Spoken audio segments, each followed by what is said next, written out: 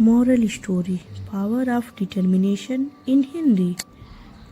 तो अविका आज हम अपनी कहानी की शुरुआत करते हैं और आप लोग भी बच्चों हमारी कहानी ध्यान से सुनिए। बच्चों को कहानी सुनने में बहुत मज़ा आता है और हम अपनी कहानी की शुरुआत करते हैं। आज की कहानी का टाइटल है हाथी और उसके दोस्त।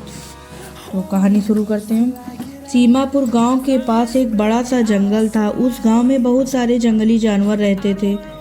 उसी जंगल में एक अकेला हाथी भी रहता था जिसके साथ कोई भी दोस्ती नहीं करना चाहता था। वह अकेला हाथी दोस्तों की तलाश में जंगल में भटकता रहता था। एक बार हाथी को कुछ खरगोश मिले तो हाथी खरगोश से बोला, भाई क्या मैं तुम्हारा दोस्त बन सकता हूँ? तब खरगोश बोला, आप मेरे घर के अंदर फिट होने के लिए बहुत बड़े हैं, तुम मेरे मित्र नहीं हो सकते। कुछ देर बाद हाथी को कुछ बंदर दिखे। जब हाथी ने उनसे दोस्ती करने को पूछा तब उन बंदरों ने जवाब दिया, आप बहुत बड़े हैं, उन पेड़ों पर झूल नहीं सकते जैसा कि मैं झूलता हूँ, इसलिए हम आपसे दोस्ती नहीं कर सकते।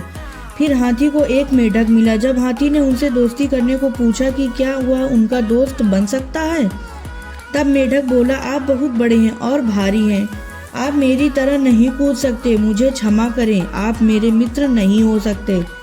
मेढक ने उत्तर दिया।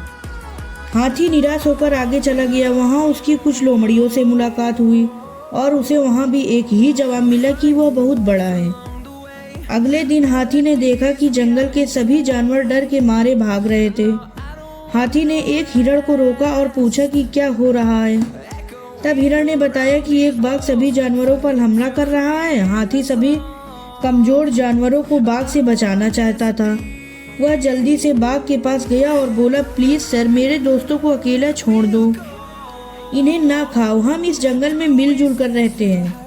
बाघ ने हाथी की बात नहीं सुनी और हाथी को अपने रास्ते से जाने को कहा। बाघ सुनने को राजी नहीं था। हाथी को कोई अन्य तरीका भी नहीं दिख रहा था। हाथी ने बाघ को जोर से लात मारी थी और बाघ डर के मारे वहां से भाग गया।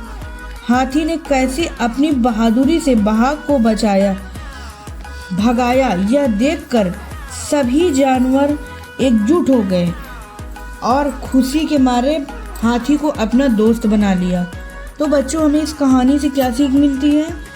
इस कहानी से हमें ये सीख मिलती है, दोस्त सभी होते हैं और दोस्तों की कोई आकृति और आकार नहीं होता।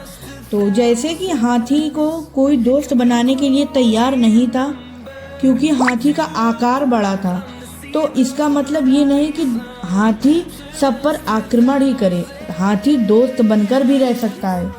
तो हमें दोस्तों इस कहानी से ये सीख मिलती है बच्चों कि हमें कभी भी किसी को हर समय बुरा नहीं समझना चाहिए। हमें ये सोचना चाहिए कि ये अच्छा इंसान हमारा मित्र बन सकता है, चाहे जानवर हो चाहे इंसान हो।